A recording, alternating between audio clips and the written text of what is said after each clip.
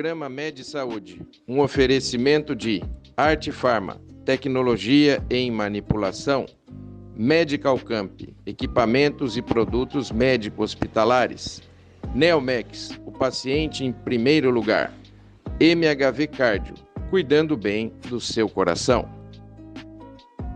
Olá, telespectador, estamos aqui com a doutora Bianca Buani para o terceiro programa sobre a orientação nutricional no combate à obesidade. Bianca, é tanta coisa para conversar que 2 programas não foram suficientes, amiga. Verdade. Então, obrigado por estar conosco para o terceiro programa. E eu já começo pegando o gancho do final do nosso segundo programa.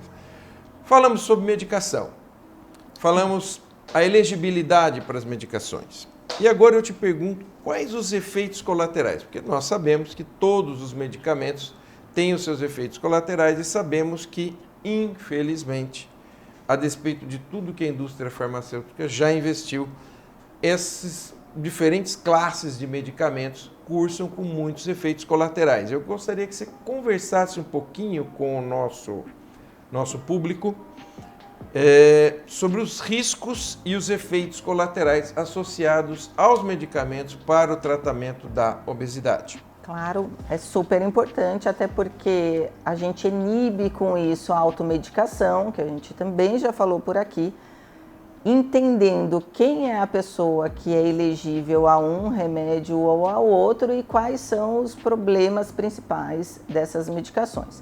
Quando a gente fala nos remédios que são mais para compulsão alimentar, que aí seriam os da linha acibutramina, as anfetaminas, essas medicações elas agem muito no seu sistema cardiovascular. Para você usar um remédio desse, sua pressão não pode estar descontrolada e você precisa ter os batimentos cardíacos avaliados para ver se você não tem uma predisposição a uma arritmia, porque você tomando um remédio desse, você pode ter sensação de palpitação. Outro efeito colateral muito comum é boca seca e alteração de sono, que às vezes nos preocupa porque as pessoas que estão acima do peso geralmente não dormem bem. Os remédios que são para alteração de absorção de nutrientes, por exemplo, Orlistat ou os que inibem a absorção do carboidrato, eles dão mais desconforto e situações inusitadas. Por exemplo, se você vai para um churrasco e está tomando essa medicação, o Orlistat, você pode ter uma diarreia e não ter controle sobre realmente a sua função fisiológica. Exatamente. E isso já rendeu muita piada em grupo, né, de WhatsApp, isso. Porque é uma medicação perigosa. Você realmente perde o controle e se evacua inteiro e é desagradável, né? Claro.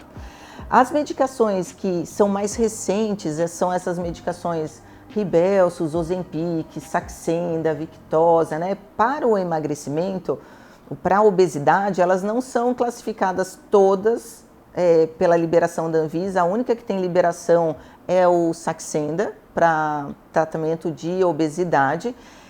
Essas medicações... Embora off-label, várias off-label, a gente todas usa, são utilizadas, a gente usa e com grande sucesso terapêutico, mas pela liberação nossa nacional a gente ainda não tem. E essas medicações, por elas agirem no trato gastrointestinal, as principais queixas são náusea, vômito, constipação intestinal e dor. Às vezes a pessoa tem cólica mesmo, acaba tendo, eu tenho dor, eu tomo esse remédio, eu não me sinto bem. Então, qual que é o cuidado que a gente tem que ter com a progressão dessas medicações? Ir devagar.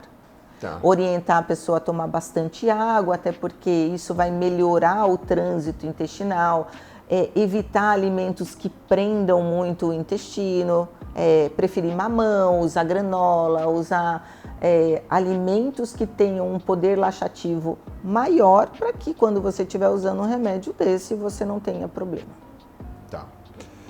E aí, eu pergunto para você, como que a eficácia desses medicamentos é medida a longo prazo? Pelo emagrecimento. Tá. Então, a gente... claro que cada medicação ela já foi estudada pela indústria pelo potencial de emagrecimento. Vou te dar um exemplo. Tem uma medicação que foi aprovada recentemente, a tizepatida, que é o Mounjaro, nome comercial. Essa medicação está chegando ao Brasil com uma promessa de um emagrecimento de 25% do peso.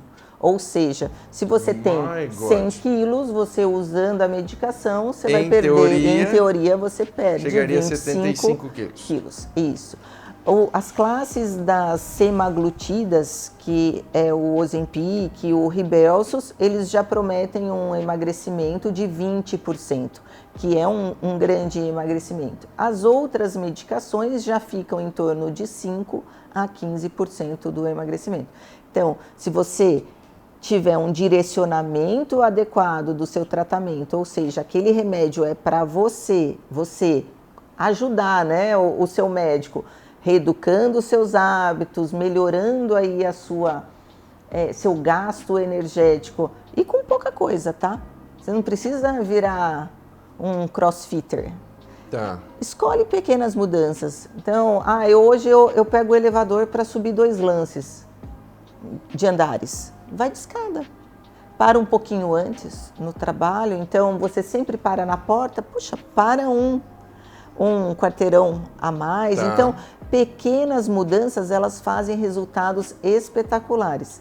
Vou fazer um parênteses. Tem um estudo, a gente fala muito de pequenas mudanças porque as pessoas, elas têm a percepção de que elas precisam fazer peso pesado, precisam comer só ovo com batata doce, é só aquele alimento super difícil, pensando que só isso vai ter resultado.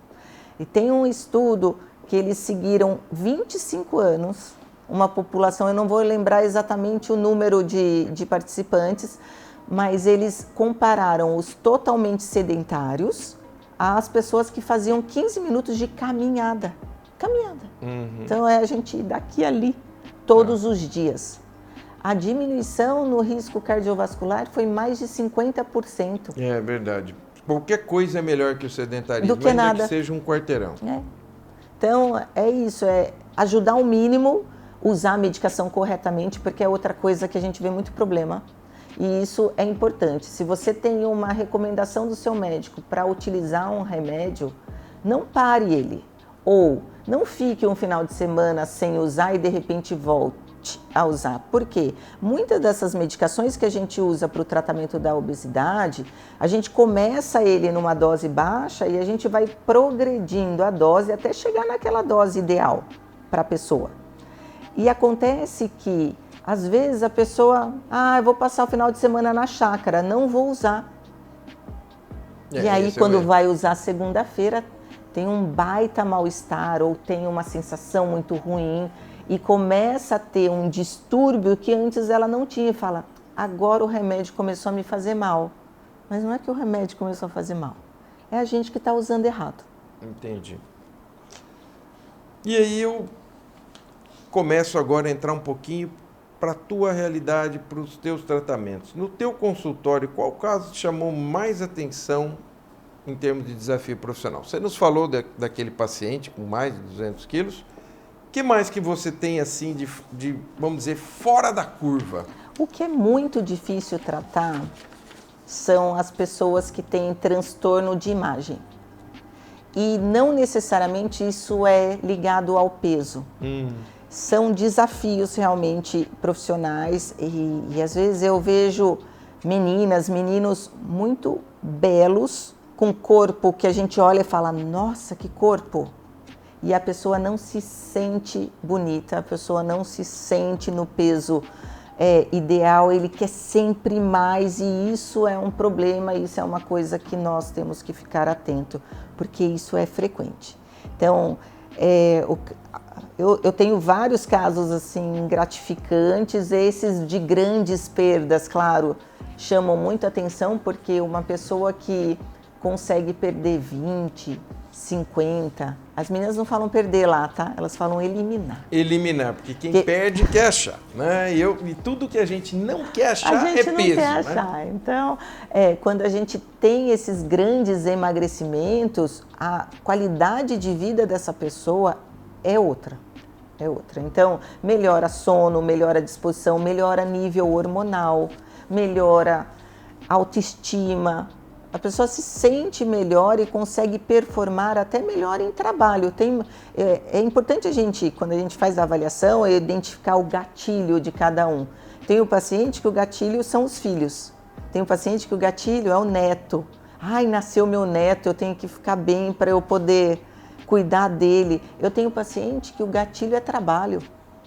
Então, a gente identificando qual que é, assim, o que levou ele ali para o consultório a buscar melhorar, é muito importante para depois você conseguir seguir essa pessoa e manter ela nessa vida mais saudável.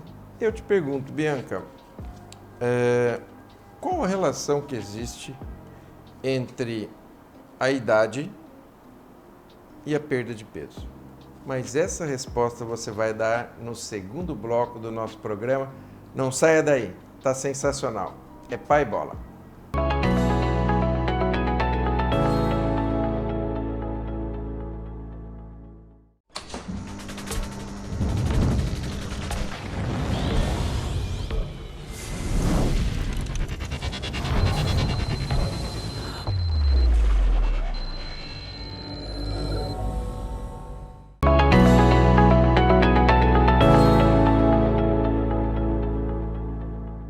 Estamos de volta para o segundo bloco desse terceiro programa com a doutora Bianca Buani sobre obesidade. Tá rendendo, hein, Bianca? Tá muito bom. E agora eu fiz, no final do primeiro bloco, aquela pergunta de 2 milhões de dólares. Porque a de 1 milhão a gente já fez lá atrás. Qual o papel da idade na perda de peso? Porque a gente vê no consultório, e aí eu vejo no meu consultório cardiológico, muita gente, quando eu era mais jovem eu perdia mais rápido. Agora, para eu perder 1 quilo, meu Deus do céu, é muito difícil. Eu queria que você dissesse, como a profissional que cuida disso, qual é o papel da idade na facilidade ou não? Como se relaciona idade com perda de peso? Tem muita relação. Com o passar do... Tô salvo. Não, com o passar... Tem total relação. Com o passar do tempo, o que a gente perde? Massa muscular. Então, a gente, a partir dos 35, 40 anos, nosso corpo começa, se a gente não estimulá-lo, a perder gradativamente pelo menos meio quilo de massa muscular por ano. Comecei há 1 ano, coisa pouca. E o que a massa muscular traz para nós? Gasto energético, produção hormonal.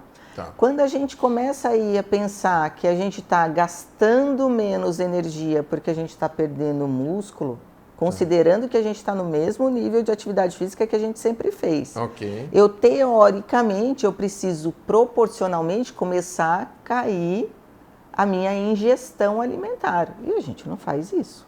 Sim. Então, o papel hormonal e o papel desse gasto energético é o que acaba com a gente. Outra coisa, geralmente as pessoas que estão com uma idade um pouquinho, geralmente, não necessariamente, tá? Mas quem tem uma idade acima dos 35, 40, são aquelas pessoas que estão numa carga profissional mais elevada. Né? Então, são pessoas com mais responsabilidades no trabalho, ou seja, o nível de estresse dessa pessoa é um pouco maior. Estresse, a gente lembra de cortisol. Cortisol é um hormônio que tem muito receptor em gordura visceral. E conforme a gente vai ativando esses receptores, a gente vai acumulando mais gordura na região abdominal. E aí começa um ciclo que eu falo que é um ciclo sem fim. É uma bola de neve. Você aumentou seu nível de estresse, está com menos força, menos energia porque você está perdendo massa muscular, seus hormônios, que são os hormônios que queimam, estão mais baixos, que são hormônios como os da testosterona. Você começa a acumular essa gordura no abdômen, a gordura do abdômen libera um monte de fator inflamatório no nosso corpo. Esse fator inflamatório estimula um hormônio que chama insulina. A insulina vai ativar receptor de fome, vontade de comer doce, vontade de comer toda hora. A gente começa a comer e uma coisa vai puxando a outra, certo, num ciclo sem fim, e é muito difícil cortar isso, e por isso que é importante, quando a gente vai começando a envelhecer, eu brinco que da mesma forma que para criança a gente fala assim, precisa escovar o dente, não precisa escovar o dente? Vai escovar seu dente. A gente precisa, para as pessoas acima dos 40 anos, não se importar muito com o que você gosta e o que você não gosta. Você tem que fazer. Se você quer ter um envelhecimento saudável, se você quer ser uma pessoa que realmente tenha saúde na velhice, tem que ser feito. Não importa se você gosta ou não. Você tem que fazer. Falam que esforço é igual banho. Você já ouviu essa? Não. Esforço é igual banho. Ou você tomou hoje?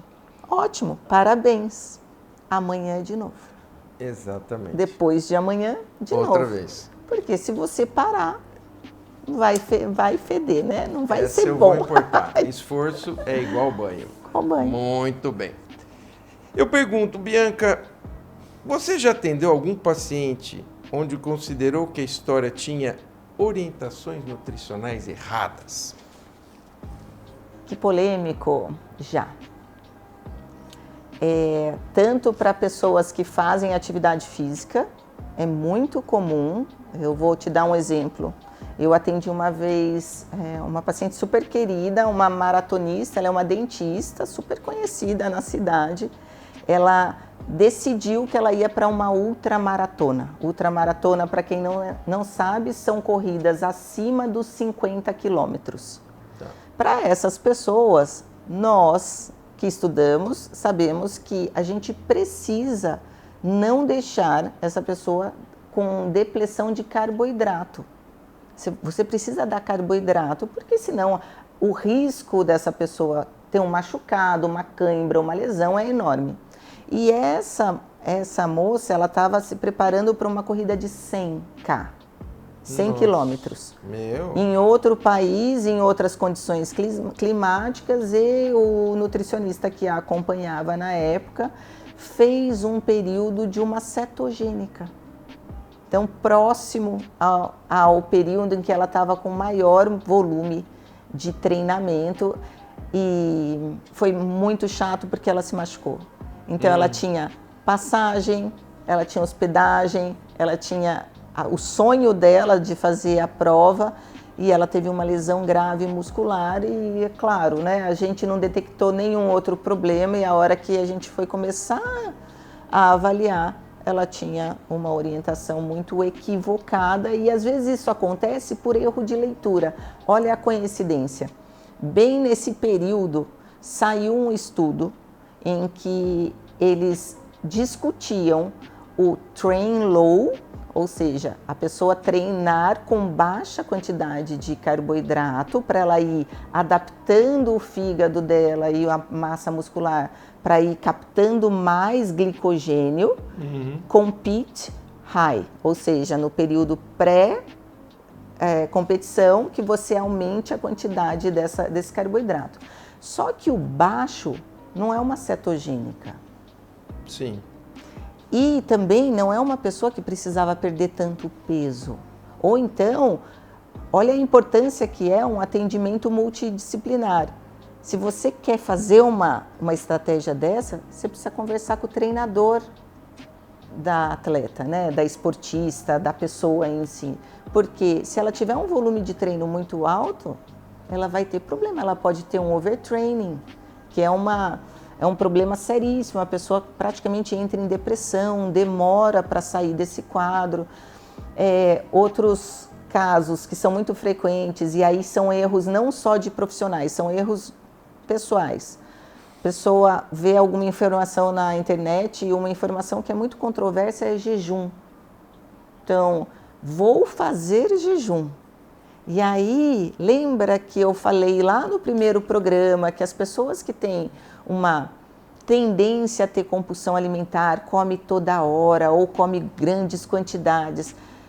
Essa pessoa, se você começa a fazer jejum intermitente você diminui o tempo da janela alimentar, ou seja, em vez de eu comer durante 12 horas no dia, eu vou comer em 8, vou comer em 6, tem pessoas que comem em 4, às vezes até por cultural, religião.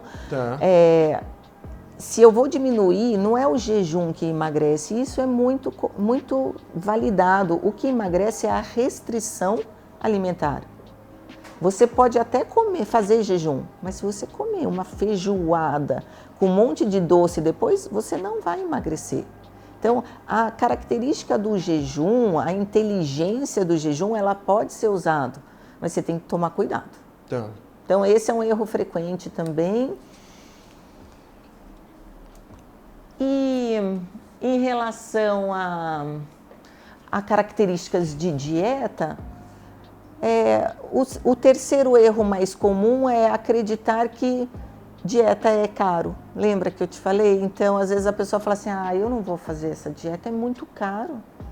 Você ir numa feira para comida de verdade não é caro. Então, esse também é uma característica que as pessoas têm muito isso, porque acham que precisa colocar o sal lá da China, eu vejo isso também no Não é? no Ai, mas precisa ser o buscar sal em algum abençoado. lugar. Não precisa. Não precisa. E agora eu quero que o nosso público conheça um pouco mais da doutora Bianca. Você é médica, clínica. Como que foi optar pela área nutricional? Me fala, o que deu um start, o que fez com que você fosse para a área da nutrição? Conta um pouquinho para a gente lá atrás, volta um pouquinho na tua história. Foi um acaso, na verdade.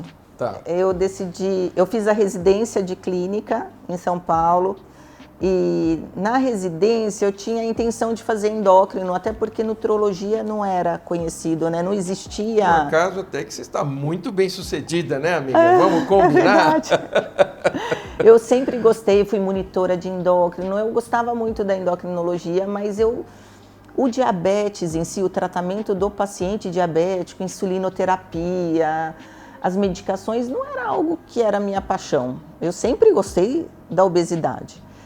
E quando eu decidi prestar a prova da subespecialidade, né? Então eu terminei a clínica médica, eu fui fazer a prova da subespecialidade, um colega meu da residência, que era lá do Maranhão, ele virou e falou, Bianca, tem um grupo que é de nutrologia, ele faz só essas coisas que você gosta, porque eu gostava muito da parte de obesidade. Ele vai diretamente nas questões dos nutrientes, você vai aprender sobre nutrição parenteral, que é aquela nutrição que a gente coloca na veia, quando a pessoa não consegue se alimentar. Você vai poder alinhar o tratamento do hospital, que você gosta muito de hospital, com as pessoas de ambulatório. Eu falei, nutrologia? E aí eu fui pesquisar, falei, bom, é isso que eu quero, é isso que eu gosto. Foi difícil, porque nem todo mundo conhecia a especialidade. Mesmo no meio médico, imagina, há 15 anos atrás, eu passava a visita no hospital, o pessoal olhava e falava, o que é essa médica aí? O que ela está fazendo? Então, em relação à dieta por sonda, pela veia, né? Então, mas aos poucos a gente foi conquistando espaço, foi tendo bons resultados e hoje eu vejo que eu acertei. Então, foi graças a esse meu amigo, e Rodrigo, e ele foi muito feliz na colocação dele, porque ele já conhecia a especialidade.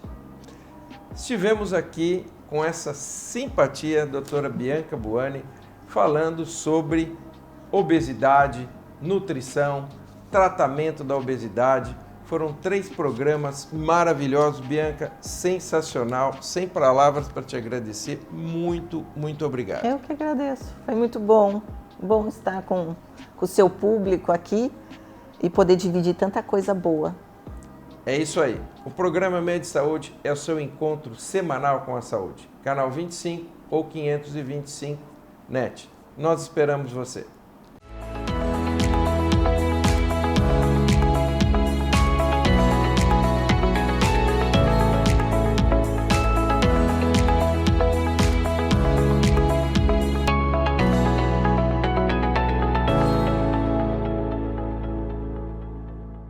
Programa Med Saúde, um oferecimento de Arte Farma, tecnologia em manipulação, Medical Camp, equipamentos e produtos médico-hospitalares, Neomex, o paciente em primeiro lugar, MHV Cardio, cuidando bem do seu coração.